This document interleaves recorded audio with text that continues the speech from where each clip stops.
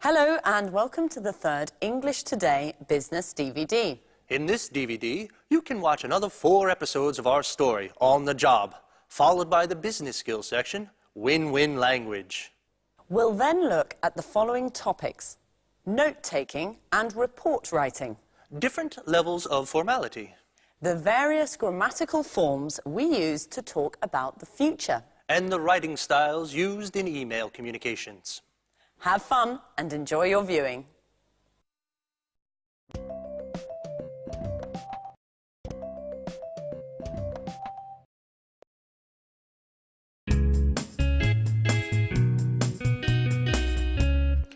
I've called you in today to bring you up to speed on our new cookbook series.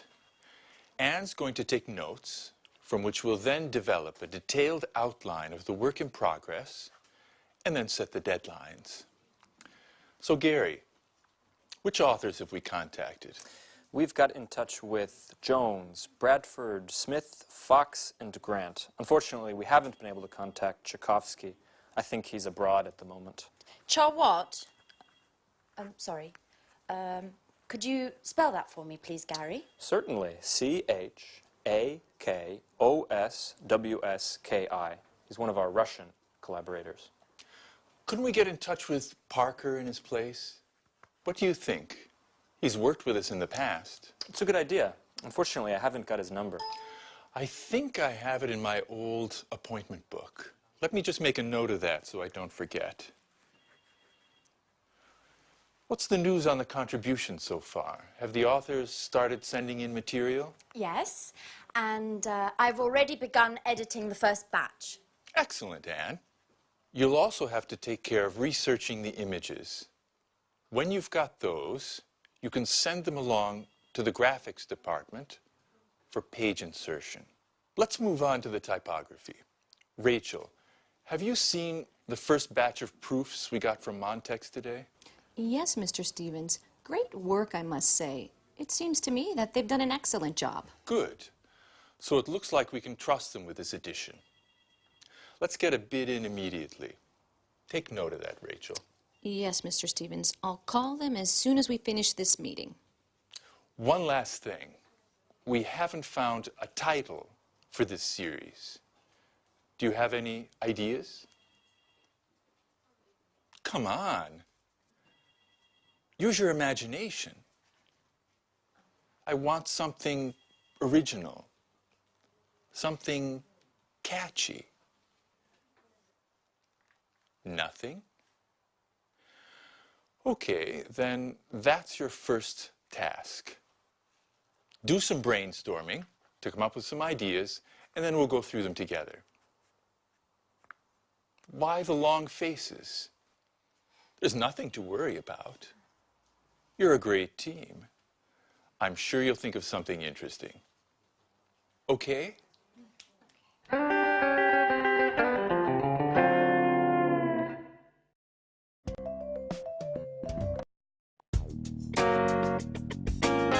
The purpose of today's meeting is to discuss the Smarty marketing campaign. Does anyone have any suggestions? Before we move forward with the planning, I think we need to take into consideration a number of aspects of the campaign. I'm referring to the concept, the objectives, the targets, and the type of media we need to employ. Good observation, Mr. Chang. Getting our ideas clear before we move on to the direction and score of our marketing drive is an excellent idea. What do you think, Paul? I'm in complete agreement with you. First, we need to set our objectives for this campaign. We need to decide upon our focal points in terms of brand communication. Could you explain what you've written on the board there? That'll help us understand where you're going with this. Brand awareness rising will help potential clients become familiar with our products and the marketplace we're targeting. In our case, this type of campaign will serve to improve the image of Spectre in the Chinese market. But what about focusing the campaign on the product itself? A product campaign is generally much more focused and serves to meet different objectives. Above all, it can help communicate the unique characteristic of the product to help it stand out in its marketplace. Of course, this can eventually bring positive results to the entire line of products. And in your opinion, what type of campaign best suits our needs? Well, considering that the Chinese market is new for us, I'd choose a campaign focusing on brand awareness with a simple but effective message, such as our company provides sporting goods with a high-tech edge, and then follow up with a successive campaign focusing on the Smarty. Are there any comments on Paul's proposal? I'm in complete agreement with him. Great. Would you like to add anything, Paul? Not for the moment. Well, if there are no objections, I'd like to move forward on this. Our next step is to contact a marketing agency. Could you take care of that, Paul? Certainly, Victoria. Well, if there's nothing else, I really need to get going. Oh my goodness, look at the time. You're always busy, aren't you, Mrs. Lee? I think you work too much. Well, actually, I need to go to my son's school play. I promised him that I wouldn't miss it for anything in the world. Well, then get a move on. Children always come before business. What are we doing now? Let's go for lunch.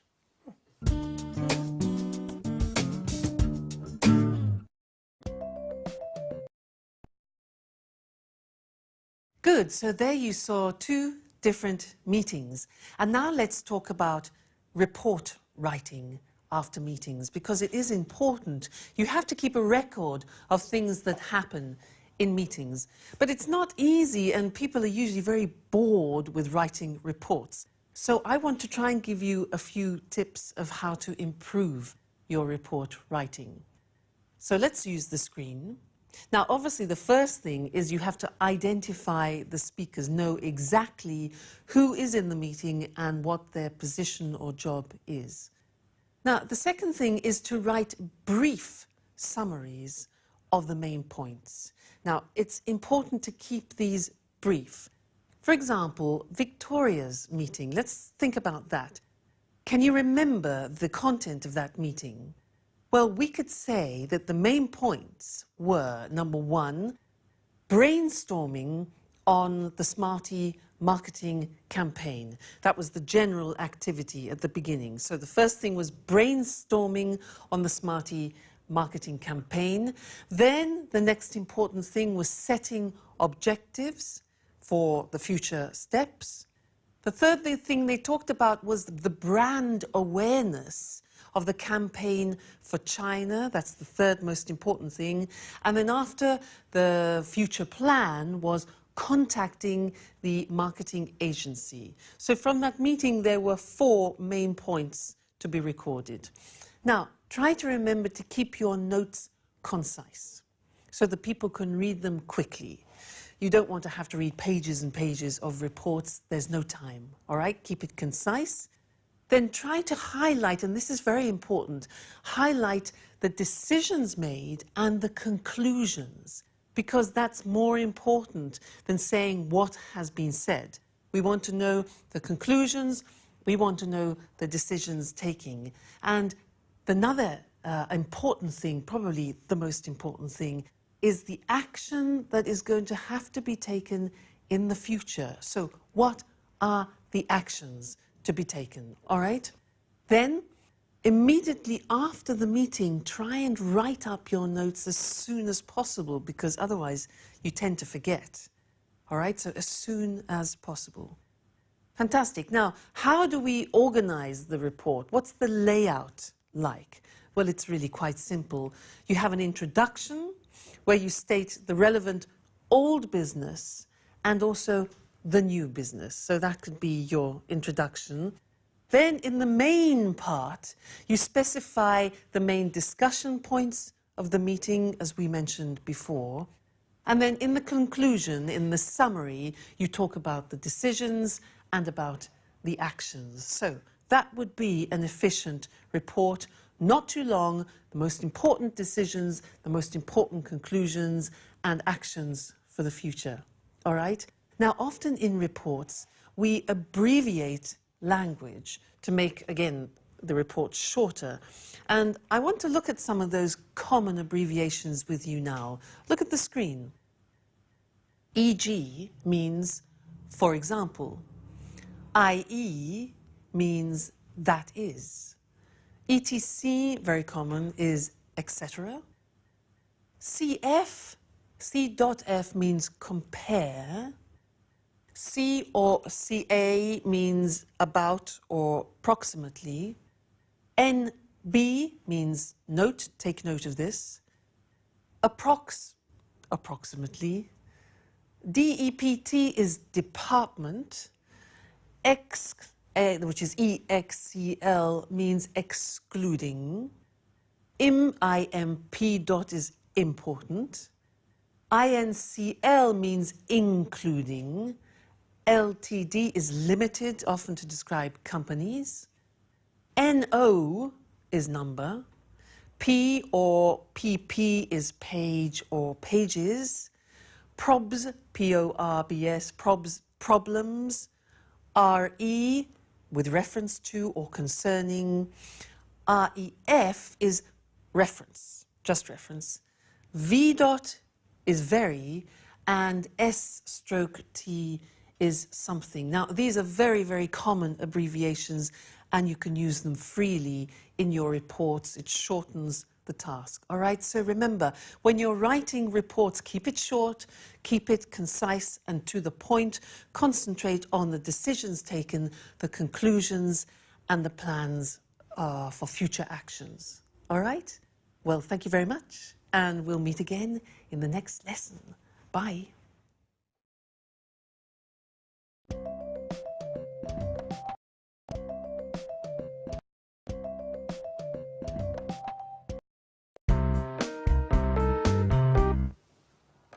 Mr. Chang, can you hear clearly? Yes, I can. Go ahead.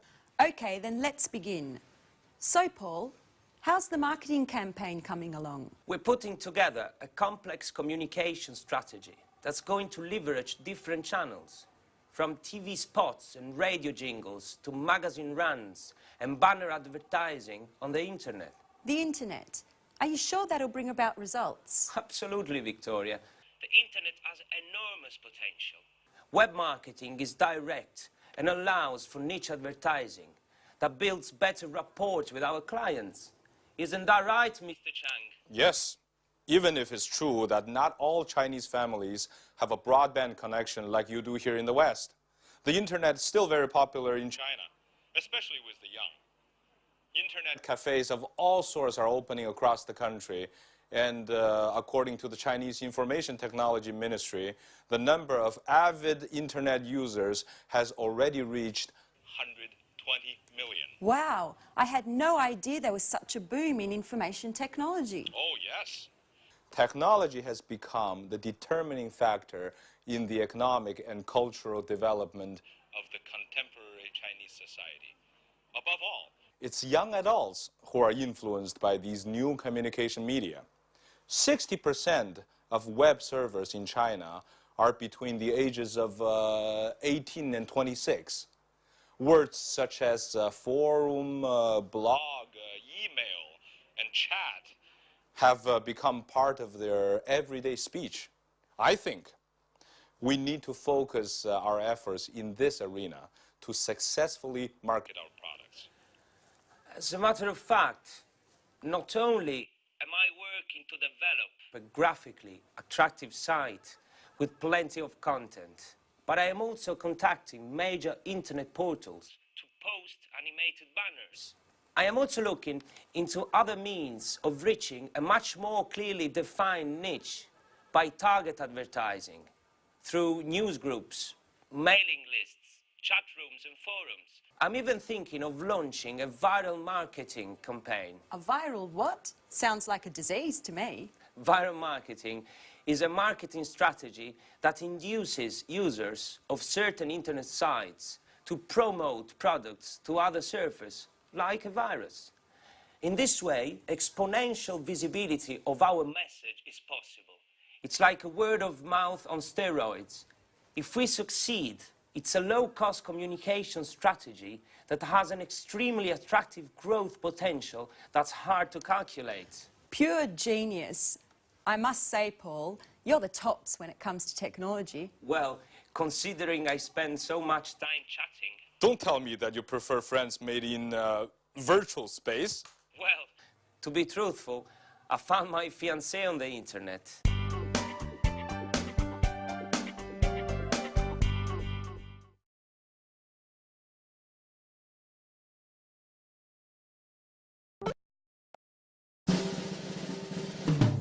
Gary, did you get that email problem fixed? Yes, I did. I set up a new account for you.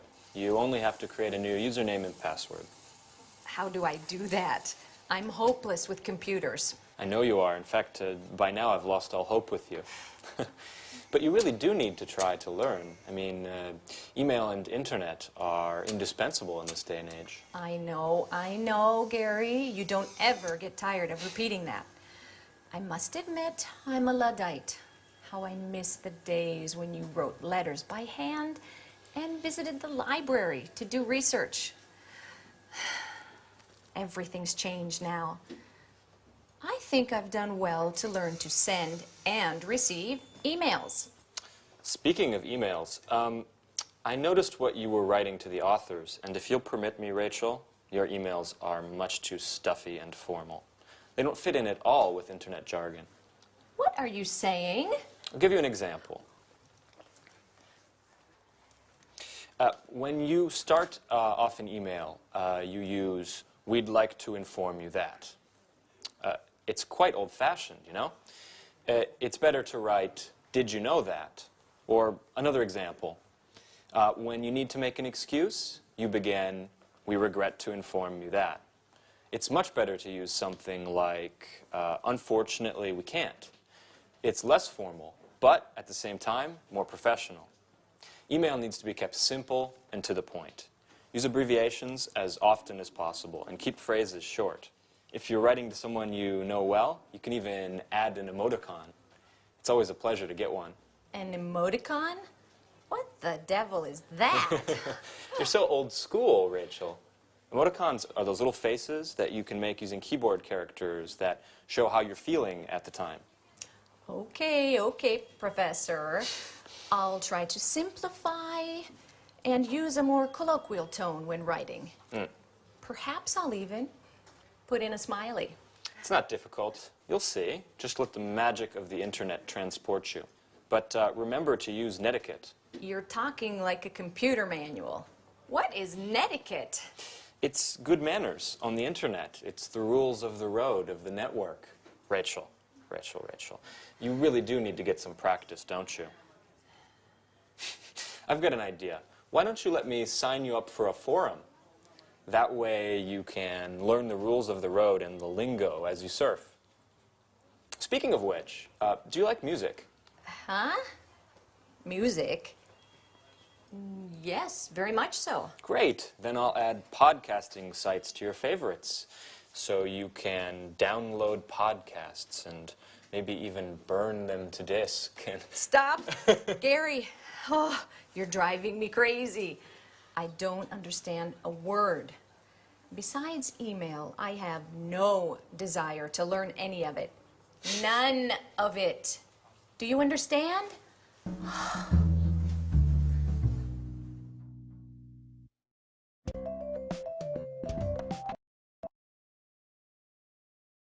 Good.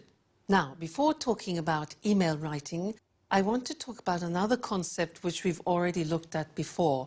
It's when we use formal and informal language in English, because often you have to choose, and it depends on certain factors in the conversation. So let's look at the screen now to help us with that. Now, one of the first important things to remember when you're choosing either formal or informal language is the function. What do I mean by that? What I mean is, what is the purpose of the conversation? Because if you are asking your boss for a favor, Now that's quite a tricky situation, so you need formal language.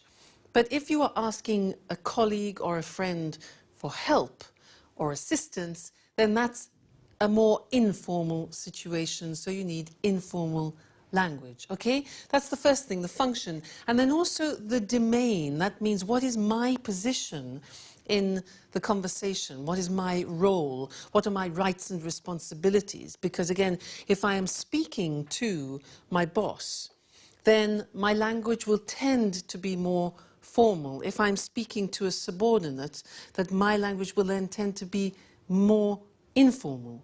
All right, but let's look at some examples for you to understand better. Now, the first one is, look at this. Excuse me, do you think it would be possible for me to have a day off next week? Now, do you think it would be possible? That is obviously high register formal language, and the situation is a subordinate asking their boss, do you think it would be possible? The next example is, Tom, could you give me a hand?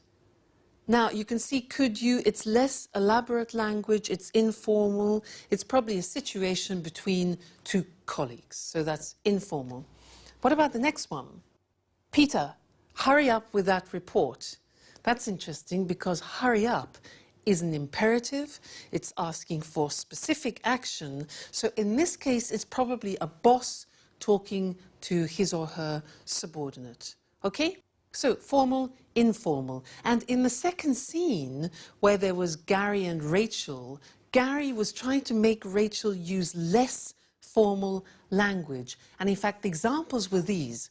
She wrote initially, we'd like to inform you that. Now that's very formal in English.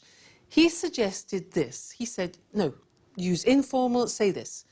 Did you know that? Look at the difference. We'd like to inform you that, or did you know that? The other example that he drew to our attention was, she said, I regret to inform you that. Regret is a very formal verb. I regret to inform you that. He said, no, no, use unfortunately. Unfortunately, we can't. So that's very interesting, and we will look at that more closely in another lesson to help you when you're in the process of writing emails. But one more important thing, when you're dictating email addresses, you need to know how to say the punctuation of emails. So let's look at that list now together. The first one, underscore, dash or hyphen. Next, colon, semicolon, full stop, dots, comma, apostrophe, slash, double slash, at, brackets, speech marks, question mark, and exclamation mark. All right, so learn those and practice them. They're very important from when you're giving or you're taking email addresses. Good, that's all about emails for now, but we'll come back to it in another lesson, okay? Bye.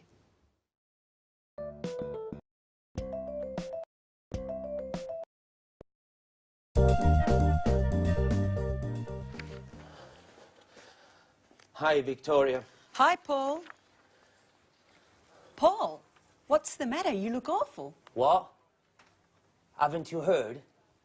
You know I've been away for 4 days. My boy was sick and the babysitter went to visit her mum. Did something happen while I was away? Only a disaster, Victoria. Total disaster. You're frightening me, Paul. Just calm down and tell me what's happened. Spectre has been bought by a Japanese multinational. Mrs. Frost has been fired, and Mr. Chang has been transferred to Atlanta, where he'll be in charge of a men's clothing department. What? Come on, Paul, you've got to be joking. I'm afraid not, Victoria. And there's more. You've been taken off the project.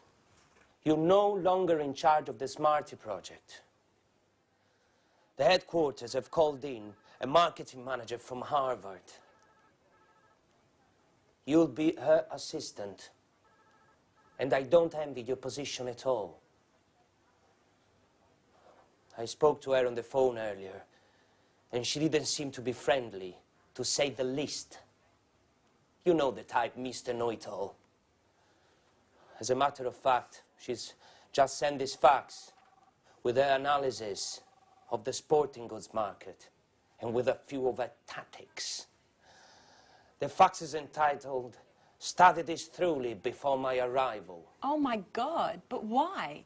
Things weren't perfect. Spectre was having trouble, certainly, but they were indicative of a crisis that is being felt throughout the sector. In fact, that's why we launched the Smarty campaign targeting the Chinese market.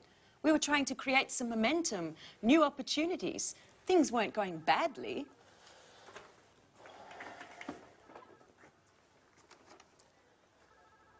To start with, no. But then, the current negative trends were felt in this area as well. Low salaries were eroding consumer confidence, forcing us to raise prices to keep profits up. Add to that, the competition that literally beat us over the head. It's very difficult to compete in a market where raw materials and labor costs are so low. The final result was an excellent, high-quality product that was priced out of the market, which prevented us from competing. I know, but we were creating a niche market for ourselves. Yes, but the revenues were too marginal. In any case, we'll get the details at the meeting this afternoon. Mrs. Frost and Mr. Chang will be there. And possibly even our new boss, Helen Collins. Speaking of which, here is her outline. Make sure you study it well.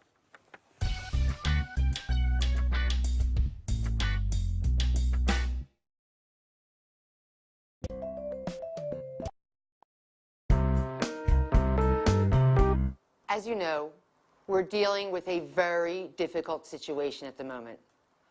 On the one hand, our revenues are sinking due to price battles with our competition and the fact that consumer demand continues to decrease. On the other hand, our internal costs continue to rise. The result is a significant fall in profits, which has forced us to sell out to a Japanese multinational. It's not a pretty picture. Couldn't we have considered corporate overhaul? Anything would have been better than this drastic solution. Improving company efficiency calls for massive investments that we are just not in a position to make. And with our books in the red, we couldn't move forward with these investments, not to mention the personnel cuts we would have had to endure. Believe me, Mrs. Lee, before we went ahead with the sales of Spectre to the Makiko Group, we took a number of other solutions into consideration. Unfortunately, none of these provided the answer. And what about the Makiko Group? How do they intend to resolve this current crisis? Makiko has already reorganized a number of firms in the past and therefore possesses the appropriate know-how. I do know that they plan to put a major restructuring of the company into action, from A to Z, corporate workflow and bookkeeping, management, sales and logistics, to name a few. Above and beyond that, they intend to introduce new direct marketing techniques to improve consumer satisfaction and improve corporate visibility in the marketplace. And how? What is the winning strategy? I don't know exactly, but I believe they want to create incentives through promotional strategies. They intend to participate in the largest trade fairs in the sector, open a franchising chain of brand name shops, as well as factory outlets for wholesale. And what do they intend to do with the Smarty campaign? I think, Mrs. Lee, you've already been informed that you will no longer be in charge of that campaign. From that point on, you will be working with Mrs. Collins. Collins is a marketing manager that headquarters has chosen to send here to take charge of the Smarty account as well as other products. As you know, after the initial sales success of Smarty on the Chinese market, sales fell well below our expectations. As far as I know, Mrs. Collins intends to analyze exactly what went wrong and then relaunch the campaign using traditional market techniques. And these will include market research, telephone surveys, bots, etc. In any case, she will soon be here to explain everything in more detail. She should be arriving any moment, actually. Oh, she is. May I introduce Mrs. Collins, the new marketing manager for Spectre? Mrs. Collins, this is yours. Let's not waste time with these introductions. We've got plenty of time for that later. I'd like to get down to brass tacks now. Have you all studied my outline?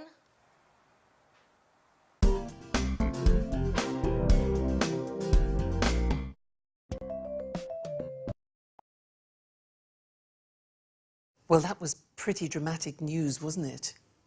Big changes for the future.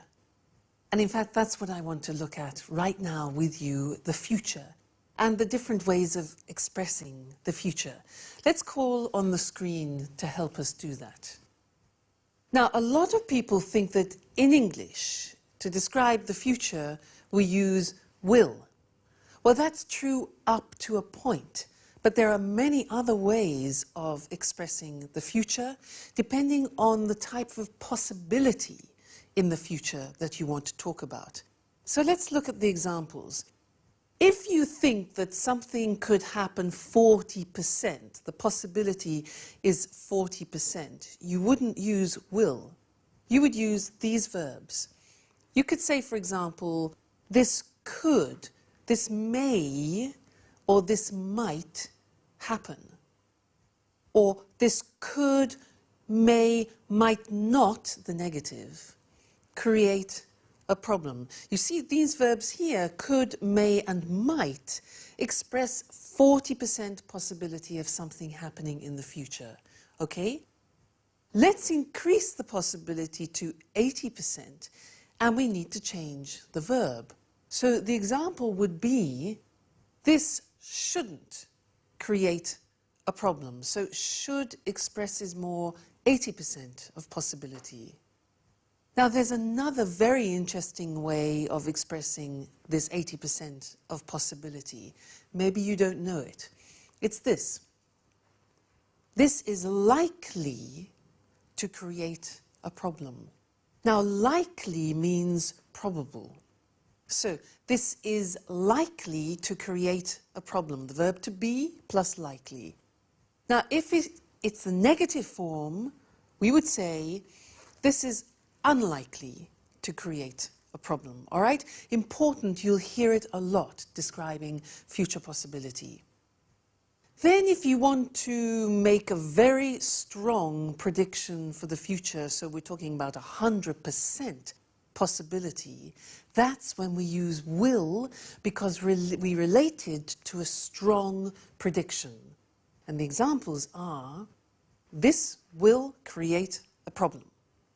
The negative would be, no, this won't particularly create a problem. Okay, this will and this won't create a problem.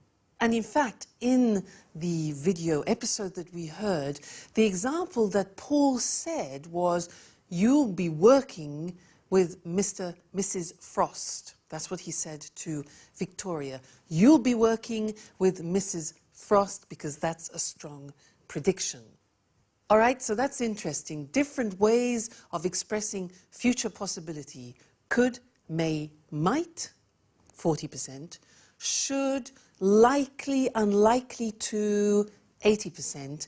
And then will for 100% prediction. Okay, so that's all we have to say for the time being on the future. Remember, different ways of expressing the future. Okay, that's the end of this lesson, and I look forward to seeing you again in the next one. Bye.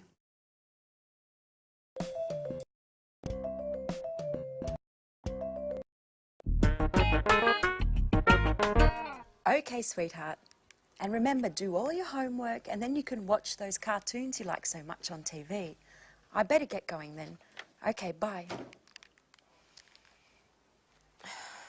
You do know, don't you, Mrs. Lee, that personal calls are not allowed during working hours? It was just a short call, Mrs. Collins. I was just checking in on my son. Don't you have any children? I do not. I don't care for children. Now let's get back to work. We've already wasted too much time with the small talk. Mrs. Lee, from now on, you'll be in charge of all the email correspondence we receive from our website. Keep in mind that I expect satisfactory replies.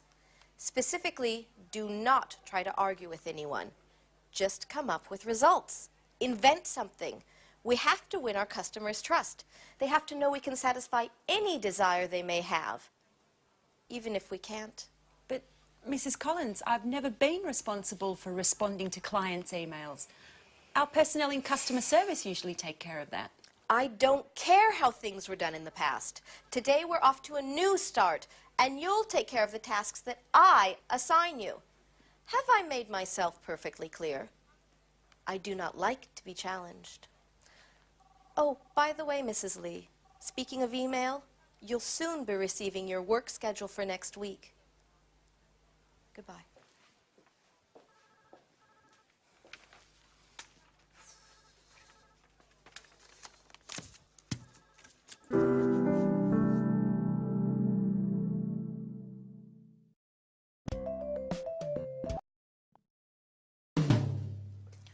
So, this client who just purchased a pair of outdoor shoes would like to receive a Spectre catalogue. Dear client, first of all, congratulations on your purchase. In exchange, would it be possible for you to spend 5 minutes at our company website completing a customer satisfaction survey? Please do not hesitate to contact us with any questions you may have concerning our product. Yours sincerely. I think that works. Who would have ever thought I'd end up doing a job like this? Now that that spiteful woman has arrived to order me around, I'm tempted to give it all up. I wish I had a more creative position. Writing, now that's my true passion in life. Ah, an email from Mrs. Collins. Mrs. Lee, attached you will find your work schedule for next week. Don't forget to keep this in mind at all times. I do not want any more time wasting. She manages to be a royal pain even when writing an email. I don't think I'm going to hold up for much longer. Another email? What the hell does she want this time?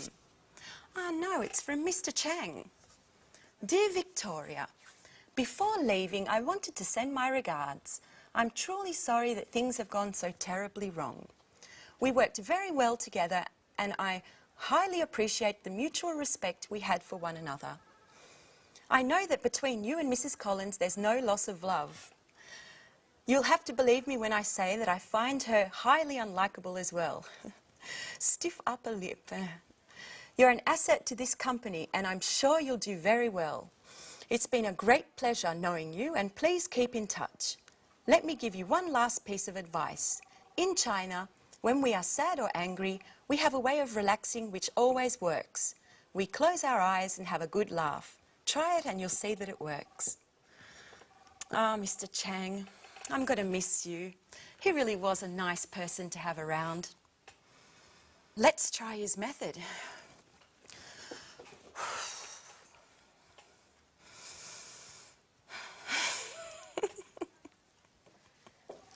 Mrs. Lee, what are you doing? Is this how you work?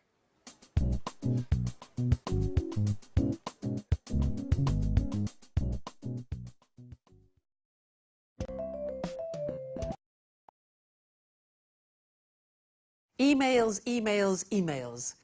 And that's what we're going to talk about now. Because when you're writing emails, you need the flexibility to be able to move from a formal style of writing to an informal style of writing. Because if you're writing, for example, to new customers, new contacts, to your superiors, where there's a distant relationship, then you need to use formal language. If you're talking to colleagues and friends, with people with whom you have a well-established relationship, then you can use informal language. But you need to be able to move from one to the other with ease, and it's not so simple. So I'd like to give you some examples of differences between formal and informal expressions that we very often use in emails. Let's look at the screen to help us with this. Now, look at this example here. Very often we might begin an email in a formal way with this phrase. Further to your email of the 7th of July. Notice, further to your email. Now that's formal. How would we say that informally? Well, we would just write your email of, R-E, your email of. That's the informal way. Now, you try and guess every time the informal way, I will give you the formal way, okay? I apologize for not answering, but... You see, that's very formal. I apologize for not answering the gerund, but... What's the way of saying that in an informal situation? Yeah, you could say just simply, sorry I didn't answer, but. All right? Sorry I didn't answer, but. Next one. I'm writing with regard to the invoice of blah, blah, blah. I'm writing with regard to. How can you make that informal? Okay, we could say something like just a note about invoice 7, for example. Just a note about. That's informal. Next one. I'm delighted to tell you that we won, for example, the business. I'm delighted to tell you is formal. Informal? You could say just simply, good news. We won the contract. All right? Good news. Next one. Again, very, very formal. I regret to inform you that we... I regret to inform you that. That's a formal verb, regret. What can you say informally? Just simply, unfortunately. Unfortunately, we lost the business. Okay, so you can see the difference. Very often the informal is much shorter and more concise and more familiar, obviously. Next one.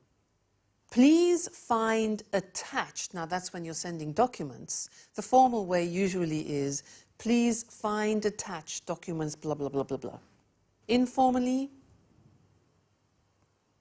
yes, you could say, I've attached the following documents, blah, blah, blah, blah, blah. All right, next one. I'd be grateful if you could. Now, here are 3 typically formal expressions that we use very often in emails. Listen to these.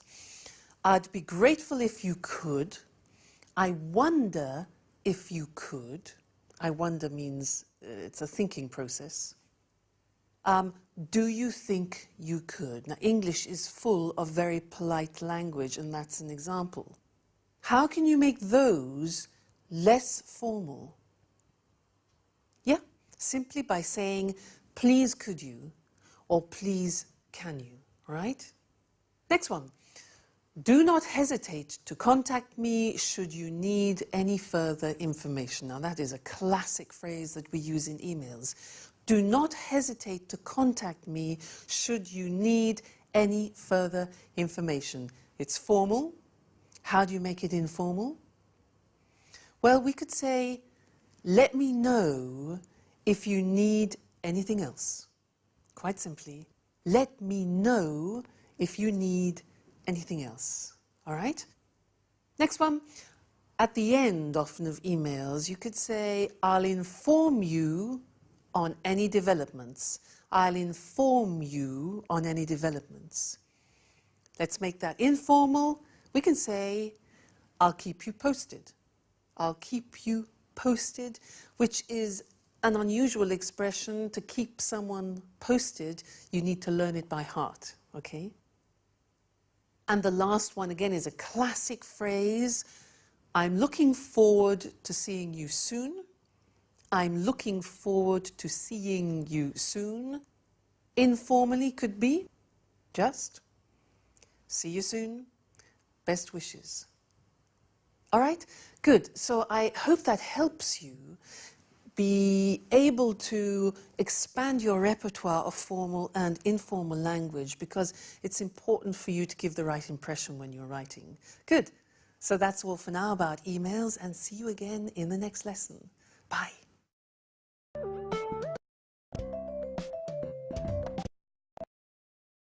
Hello and welcome back to Business Talk. Our topic for the next 2 programs is win-win language, the language that allows all parties of a conversation to feel like winners, whether the conversation is business-related or not. Eric and I will be demonstrating how the use of win-win language in an argument, a negotiation, or even an informal chat can ensure that both speakers involved come away satisfied. Today, we'll be focusing on the language of argument. And next time, we'll look at the language of negotiation and small talk. So, how can we present an argument in the best possible way? Win-win language is the answer. When you make a business proposal or a request, you win your case. And this is the important part. You make the other party feel that they've won too. You both win. Hence the name win-win. Now, listen to Lucy carefully asking for an increase in an advertising budget. Afterwards, we'll consider if we'd accept her request or not. Well, as you know, our new product Smarty is not selling as well as expected. I don't think it's possible to solve this problem without spending more on advertising. If you'd accepted my original proposals, things probably wouldn't be so bad. I think the product is good, but if you don't increase my advertising budget, there's no way that Smarty will be successful.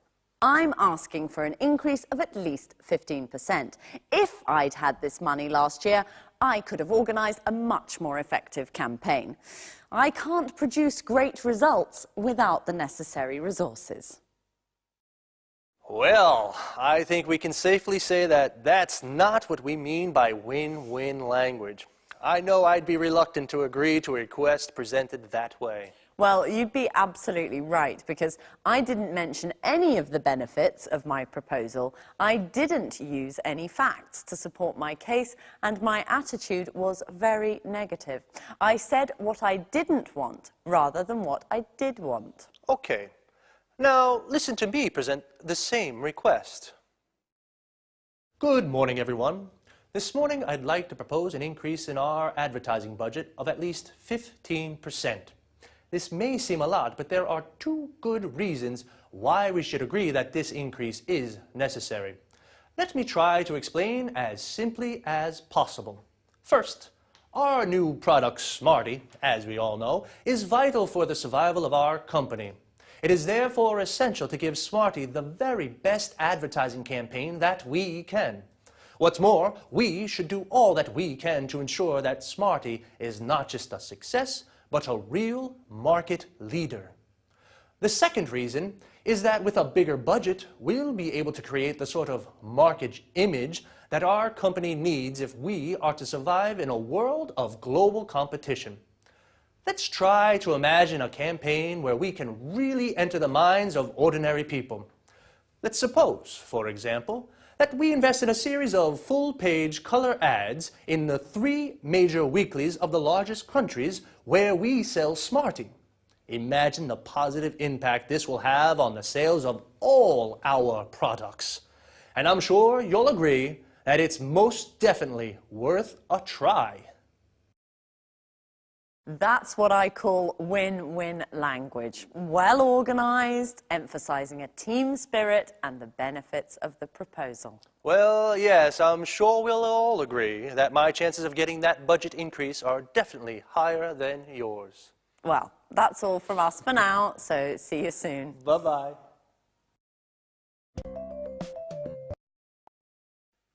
Now, let's take a closer look at exactly why my request was more convincing than Lucy's. Well, if we consider the 3 fundamental points that are the basis of all communication strategies, simplicity, organization, and language, and look back at our presentations, We can clearly see that Lucy hadn't organized what she wanted to say. She didn't mark each point clearly, and she created a barrier between herself and her listeners with her repeated use of I and you. Here are just a few examples from Lucy's request. I don't think it's possible. If you'd accepted my original proposals, if you don't increase my advertising budget, there is no way that I'm asking for, I can't produce great results without. Remember, team spirit? Well, it's very important in win-win language, because if you and the person you're speaking to are on different teams, it means there will be a winner and a loser could be you. Notice also how Lucy's attitude and language are very negative. If we look at my budget increase request, we'll see a very different approach. First of all, I presented my case in a logical way. People react positively to ideas that are well organized. I marked each point clearly with opening sentences like, "Let me try to explain. First, it is therefore essential to, what's more, we should. The second reason is that we will be able to. Let's try to imagine a campaign where we can. Let's suppose, for example, that we invest in." These opening structures are very useful. They organize your presentation logically and therefore make it clear and simple to understand. Notice, too, how the use of we and are make a huge difference. It puts the speaker and the listener in the same team and makes it possible for both to be winners. As well as organization, simplicity, and language, here are a few argument strategies to help you win your case. Present your proposal in a logical way. Emphasize the benefits of your proposal. Choose 2 or 3 strong arguments. Too many reasons can weaken your case. Be positive. Say what you want, not what you don't want. Use facts and figures to support your request.